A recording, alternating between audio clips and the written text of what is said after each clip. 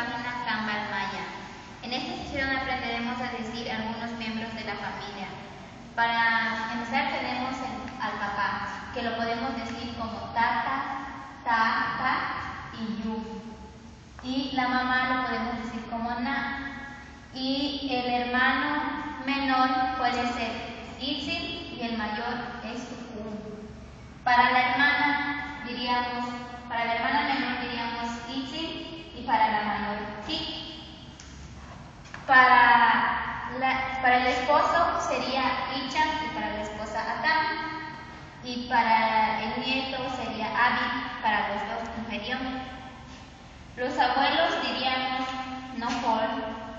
nohoch, nol y yu, que sería para el abuelo, y para la abuela sería chich.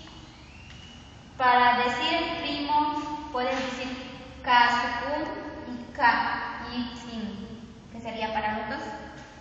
Para decir hijo diríamos al, y para decir hija diríamos chupul al. Eso sería todo para hoy. Nos esperamos en la siguiente sesión con más palabras en maya. Gracias.